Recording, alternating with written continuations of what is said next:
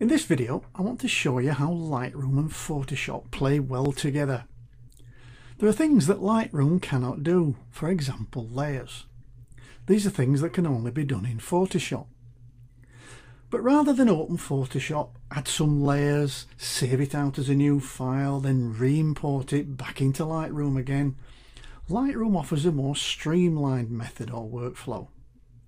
Now I've heard it called round tripping because Lightroom sends your image on a round trip to Photoshop. Now you can define Photoshop, for example, as an external editor, and this connects it to Lightroom.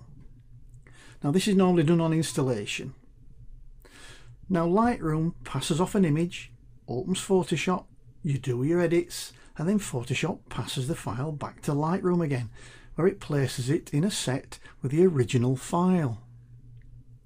Okay, well let's see that in action. Well, first we'll just have a quick look at preferences. If we go up here to the edit menu and preferences, and on the external editing tab in preferences, just bring that down so you can see that this is now connected to my Photoshop CC 2014. You can define the file format you want, normally TIFF. Colour space, I always use the largest colour space, which is Pro Photo. Bit depth, leave at 16-bit, resolution, and then a compression. And you can also define another editor. So if you had something maybe like Elements, you could define that as an extra editor as well. Okay, let's see that in action. Here we've got an image open. I'll pick this one, and I'll decide I want to put some titles on it. So I can't really do that easily in Lightroom, so I need Photoshop. Fine. So I'll go up to the photo menu, go to editing, and edit in Adobe Photoshop.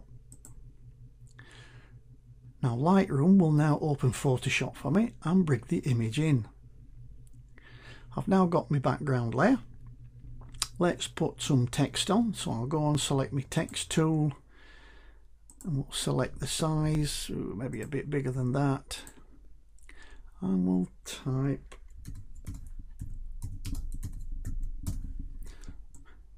the Iron Man. I'll accept that. Let's put a couple of effects on it. We'll say we'll have a bevel and emboss, we'll have a stroke, and we'll have a drop shadow, and I'll click OK. So you can see here now in the layers panel we've got a layer. But now I want to send this image back to Lightroom, so I'm not going to click Save As. What I'm going to do, I'm going to go to File and Save. And what that will do now, that will send that image back to Lightroom. So I'll just close that down because I don't need it anymore, and I'll go back to Lightroom. I'm just going to hit G for grid view, and here now you can see that I've got two images. I've got my original image here, and I've also got the image that's just been brought back. And if I just move away, you can just see the text under the number. I'll double click just to open that up. You can see that I've got the text here on this image, and I've also got my original image. And Lightroom has quite cleverly put them into a little set, these little double lines here. So if I click on that, it closes that up. So this is telling me I've got two images in this set. If I click that again, I've got my original and the one that's come from Photoshop. Now let's imagine that I decide that's wrong. All the layers are still there and they're still editable, but only in Photoshop. So if I decide I need to change this, then I'm going back to Photoshop, edit in, and edit in Photoshop. You'll get a dialog box. You can say, well, I want to edit my original. That will now reopen Photoshop. All your layers are there, all intact, and you can make some adjustments. So I'll change this to Red Devil, say. And now again, back to Lightroom, File and Save, not Save As. Close that down, don't need it. Back to Lightroom, and here it's already updated to Red Devil.